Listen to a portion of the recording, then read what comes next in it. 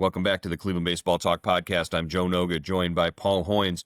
Hoynesy, the Guardians finish off their most recent road trip, 6 games. They swept the Mets, and they win 2 out of 3 against the White Sox in Chicago. They come back, Sunday's loss, a game where uncharacteristically Slade Ciccone sort of can't get deep into a game. He had gone into the 6th inning, I think, in 7 of his previous 8 starts. Gives up a couple of early home runs. That's not uncharacteristic. He's one of the American League leaders in home runs allowed since coming and starting his season back in mid-May. But that being the outlier, just in general and on the whole, the Guardians had pulled themselves within 5 games of the AL Central lead. They now sit 6 games behind the Tigers in the division, a half game behind the Yankees for the 3rd wildcard spot. This has been a remarkable 30-day stretch for this club. Just what have you seen,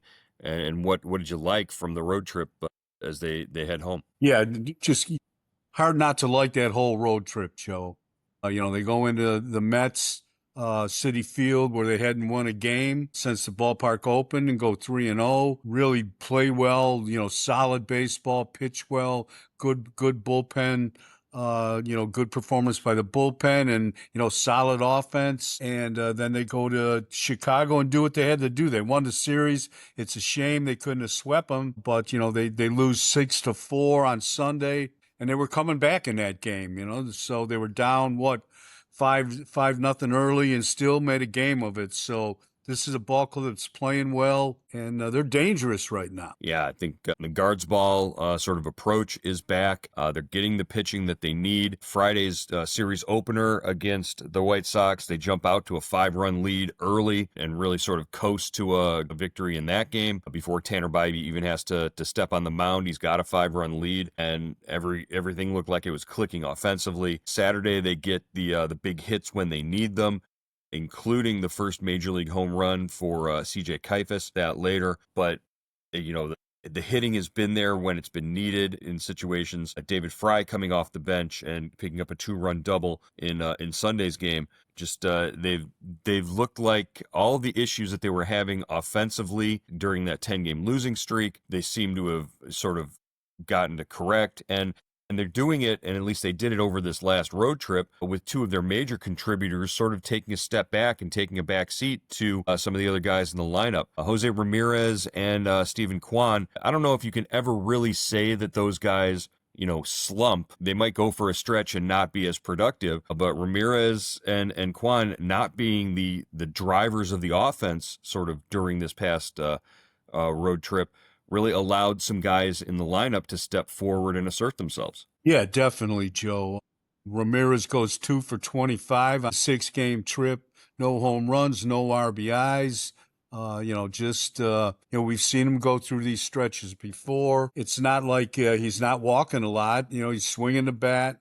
He's 2 walks, 3 Ks. So he's up there hacking. He's trying. That's what he's doing. What he's paid to do. He's trying to hit the baseball, but he's struggling right now. And Kwan goes 6 for 27 on the trip, 1 RBI. He did most of that hitting against the Mets, and you just wonder if that wrist is kind of hurting him again, Joe, because he had that little surge after he got the cortisone shot, and now he's kind of back scuffling. Yeah, and when Kwan's scuffling, it seems like a lot of outs are being made in the air, a lot of fly ball outs. And then, of course, he gets into a situation yesterday where all he needed was a fly ball with the bases loaded to bring in a run, and that doesn't happen. Or the pop-up was too shallow to score the runner from third base. As far as Ramirez goes, yeah, it's a slump when he goes 2 for 25. But you're right, he's not striking out. He's hitting the ball. He's just not, getting the results that I think a day or 2 off, probably would help him a little bit more. We saw that coming out of the All-Star break, how hot he was after the extended rest that he got there. Stephen Vogt tried to get him a day off his feet with, DHing him. But we all know that his numbers when he DHs his numbers aren't as good when he DHs, particularly this season. The guy who I want to, talk about, and the guy who really has stepped forward over really the last 3 weeks or so, Kyle Manzardo, has really surged, not just in the power numbers. Stephen Vogt said it's not just the power; he's a hitter now. He's hitting balls up the middle, balls to the backside.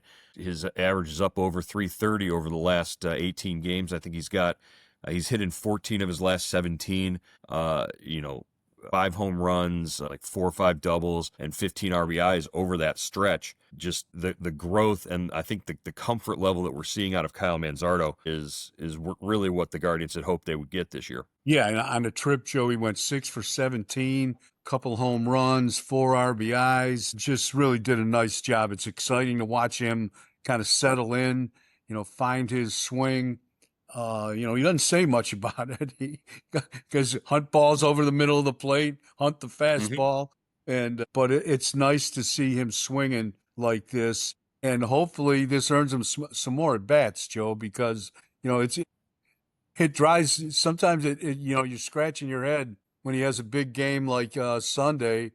2 home runs against the White Sox, and if they're facing a left-hander well, they won't be facing a left-hander come Tuesday against the Marlins. But if they were facing a left-hander, he'd be on the bench. So really interesting. It would be nice to see Manzardo really kind of convince Vogt and the coaching staff that he can play every day. Yeah, I think part of that was he was at first base on Sunday, playing in the field, and there weren't a lot of options to move him out of the lineup if the White Sox had brought in a left-hander. He pretty much had to stay there because they pinch hit David Fry for Austin Hedges in that situation when he picked up the RBI double. So yeah, I Vogt was asked about that exact situation that you're talking about, getting more at bats when you have success, and then the next day, the guy's not in the lineup when you would expect him to be, after he hits 2 home runs or a situation like that. And Vogt said with the personnel that they have, they're trying to get everybody,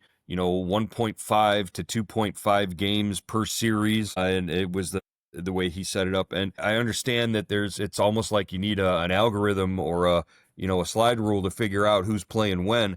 But sometimes you got to go by feel and your gut. And my gut and my feeling says that Kyle Manzardo should be taking a lot more at bats than it looks like he's getting. Yeah, they've really put themselves in a corner with this roster, Joe. You got Santana, you've got Fry, you've got Manzardo, and you've got Nolan Jones. 3 of the 4 guys are left-handed hitters. Santana is the only right-handed hitter. He's a switch hitter. And, for really 3 spots, DH, right field, and first base. So you really, Vogt is in a tough spot when it comes to that. To stick with his philosophy, like you said, of playing everybody, every series. So, hopefully that gets straightened out by the end of the season or going into next season, whatever. Out of those 4 guys, somebody's got to emerge as an everyday player, and Kifus too. I guess Mm-hmm. you throw Kifus into that mix as well. Well, and I was just going to bring up, one of the X factor and one of the things that's complicating that situation right now is that CJ Kifus in his first week in the major leagues had such a successful run. I think he had 1 hit in his first 3 games, but over his last 4, he's not just hitting the ball; he's driving the ball. We saw him on Saturday launch a ball out of the ballpark for his first major league home run, 376 feet to right field, and it wasn't there. There was no doubt about it when it left the bat. Brian Hudson, the lefty from the White Sox, who was sent down on Sunday, he tried to sneak an 87-mile-an-hour fastball over the inside part of the plate, and Kifus was ready for it. He just turned on it real quick. Vogt said, I didn't even see it. It was so quick how he turned on the fastball. So really good. Kifus said that working at the bat speed clinics and the swing clinics that they had in the off season in Arizona, they have him in November, really sort of increased his bat speed, increased his swing speed. He said he used to like the pitches in college out over the plate where you could extend your arms and drive them to all fields. And he says, now I can get to those pitches on the inside and turn on them. And it's because they work to increase his bat speed. Yeah, that was a really pretty swing, and like you said, Joe, it was over in a heartbeat, man. He had quick hands, and that was a nice swing. And as soon as he made contact, you knew it was out of the ballpark. He's been an impressive guy, Joe. He plays first base. He's made some nice plays there. He made that no-hit saving catch against for Gavin Williams against the Mets I believe in the 6th or 7th inning to keep the no-hitter going. And he's not that big a guy. That surprised me, Joe. I thought he'd be a little bigger, but he's got some pop. Obviously, his bat to ball skills are very good because he was hitting close to 300 or over 300 at Columbus. Yeah, I think right around his minor league average for the year was right around 303. And 14 home runs, 13 of them at AAA this season. So, the power is to be expected, I think. We saw him hit some doubles in the first game of the series on Friday. He hit 2 doubles, one of them with the bases loaded, and really sort of broke the game open. Yeah, he's not being overwhelmed by the moment. He's not being overwhelmed, by being up in the big leagues. We saw Kyle Manzardo actually said, a guy like you expect a rookie to come up his first week in the big leagues, and everything sort of falls in around him. But Kifus sort of steps into the box and he's got that low heartbeat and everything sort of slows down for him. His teammates and his coaches recognize that, and it's something that that has really helped him in his first week. So a lot of good signs there. Now, not every team is going to attack him with 3 straight fastballs like Brian Hudson did and pay the price. I think after the first week in the major leagues, teams are going to get the idea that you can't just pump heaters past this kid. So, he might have to make the adjustments sooner rather than later. But, all good indications. And, maybe they've got something here with a kid that they can stick in right field. Yeah, not bad at all, Joe. And I guess early on, you always hear, pitchers are going to find out with a guy a rookie, can he hit the fastball? And that's what they're going to see right, out of the chute. And that's what he's been seeing. So he's been hitting it. So I would imagine, the off-speed pitches and the breaking balls are just around the corner for CJ. Well, the White Sox found out that he could hit fastballs, pretty quickly. Speaking of another guy that can hit fastballs and who's also on the move, a number 1 overall prospect, Travis Bazzana, called up from AA Akron to AAA Columbus after the Rubber Ducks game Sunday in Chesapeake. A whole bunch of organizational promotions took place Sunday. We found it out, right at the end of the Guardians game, that a lot of these guys would be moving up. Bazzana, not the only prospect and not the only top 10 prospect moving from AA to AAA. Cooper Engel, the number 6 overall prospect, also going up along with Tommy Mace and Ross Carver, a couple of right-handed pitchers. Bazzana was hitting .256 with 5 home runs, 23 RBI, and 51 games for the Rubber Ducks at the time of his promotion. But I want to focus. It was since he returned on July 18th from his injury. He had that abdominal injury that he missed, more than a month, about 6 weeks. Since July 18th, 265 with a 779 OPS, 14 runs scored in 18 games. And right now he's the number 12 overall prospect ranked by MLB Pipeline. So Bazzana, gets one step closer to Cleveland. I don't know how many more steps he's going to take this year, but there's that possibility that he's a phone call away now. Yeah, Joe, this is exciting. I thought, just from talking to different people with in the organization, I thought that maybe they just let Bazzana, kind of finish the year out at AA, considering the time he missed. But, he's up now. And like you said, he's one phone call, one injury away from making his big league debut.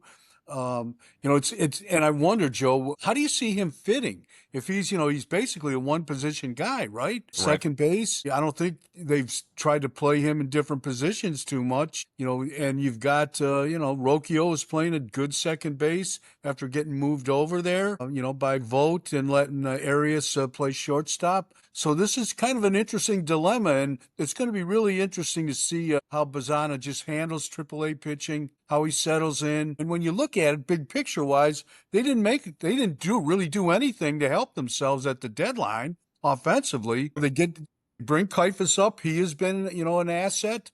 Or do they do the same with Bazzana? Yeah, and I think only if he's going to help them, and I think only if they know that he's going to produce or contribute at the major league level. I don't think you bring him up just to sit him on the bench Yeah, and yeah, right. get a feeling for it or anything like that. That's why I think they sent him to AAA, was to sort of get his feet wet at AAA so that he can hit the ground running at the start of next season, and feels comfortable and knows where to go and do everything at that level and what to expect from that level of pitching, sort of thing. Sort of, a taste at the AAA level to finish out this season. Because right now they've got a good thing going between Rocchio and Arias, not just defensively at second base and shortstop, but Rocchio, you risk turning the tables on Rocchio if you make another change and bring up a guy to play second base, and then who do you take off the roster? Do you take Schneemann off the roster? He's been so versatile for you and you made so many contributions this year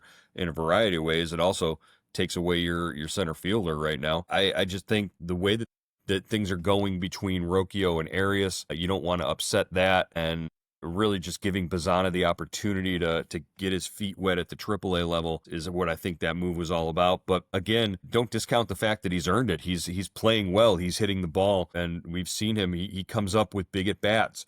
We see the highlights every day, on social media. So this is a guy who they sort of want to take every step and sort of get him to absorb as much as he can before they consider bringing him up. Yeah, definitely, Joe. That's a good way of putting it. I mean, and you really like the chemistry between Arias and Rocchio that they've established up the middle. And Rocchio's doing everything you could want of a second baseman. He's swinging the bat well since he came back. Arias, has been solid to mediocre offensively. He had drove in 6 runs against in the Mets series. He had a good series there. So yeah, I don't think you want to mess with that middle infield defense. No, that's something that you kind of want to keep going. All right, Hoinsey, I want to wrap it up today by talking about my weekend in Chicago. Very interesting day on Saturday. It was Bill Vecht Day at the ballpark at Rate Field, formerly Comiskey Park 2. Talk about Bill Vecht. This is a guy who was ahead of his time, an innovator, a showman, quirky, all these words used to describe Bill Vecht and what he brought to baseball as an owner and an innovator. They tried to touch everything. They had clowns on the field all over the place. The scary looking clowns, the ones with the face paint and all that give kids nightmares. Stephen King clowns. I mean, but it was a nod to Bill Vecht bringing in Max Patkin, the clown prince of baseball, to coach third base in some of his games. He did things like that. There were circus performers, ice sculptors. They had a 50-foot long hot dog that they paraded out onto the field. They had these White Sox fans had it on their shoulder, and it was a 50-foot long hot dog that you could take pictures with. There were all sorts of other. They brought the organist back, the longtime. Oh yeah. Her name escapes me, but it was the entertainment, wasn't like DJ music. It was the organist playing in between innings. That was really cool. They gave away a Bill Vecht bobblehead, which, Bill Vecht would have been the master of bobbleheads if that were a big thing for giveaways back when he was doing games. But the pièce de résistance, the big moment was between the third and fourth innings. They opened up the center field gate. And right out there in center field, in the grass in center field, while they're warming up between innings, they had a 1-minute wedding officiated by 1983 Rookie of the Year Ron Kittle, wearing a Sox jersey that said the Reverend Ron on the back. And in 1 minute, he married a lifelong White Sox fan couple on the field. It was surreal. We sort of looked up. I'm typing my story, and I looked up, and I'm like, there's two people getting married in center field, and it was over in a minute. If I'm that couple, I want to check Kittle's diploma. Licensing. I want to make sure. I think everything was above the board and official. They were on the field actually during batting practice before the game started, taking pictures. They were smooching behind the batting cage. It was just it was a surreal day, and it just sort of celebrated. And the connection to Cleveland was obvious because Bill Vecht owned the Indians from 1946, 1949, He actually owned the Indians when they won their last World Series. Yeah, I mean, this is the guy who brought in Larry Doby. Under Bill Veeck, sure. the Indians signed Larry Doby. I mean, you talk about the impact that this guy had, not just on the White Sox. He owned them twice, but he owned several other teams, and including the Indians. Yeah, and Eddie Goodell didn't make a showing, did he? There were no little people in the stands. They didn't send anybody up to the plate with a strike zone that was about this big. It was it was definitely sort of a weird night at the ballpark, and we started need the White Sox definitely need something like that to draw fans. They're what 42 and 74 or something like that. They haven't won a lot of games. This is a club that's literally giving away a bobblehead every Sunday during the season, so they know that they're a tough draw. But it was kind of a neat night at the ballpark to just sort of be around. Yeah, that's really cool. I bet wherever Bill Veeck is right now, he had to be smiling. Well, his son Mike Veeck actually threw out the first pitch, so that was the connection was there. And then it was Ozzie Guillen bobblehead day on Sunday. Ozzie Guillen was there to throw out the first pitch, and he still works in there Yeah, a I TV love Ozzy. broadcast. So yeah, he was in the lobby as we're going back up to the press box, and he's holding court with everybody. It was a lot of fun. So yeah, just the White Sox aren't winning very many baseball games, but they're keeping themselves relevant by playing to the fans this year. So okay, Hoynesy, that's going to wrap up today's edition of the Cleveland Baseball Talk podcast. We'll be back tomorrow to preview the Marlins series and see how the Guardians are going to do. Good deal.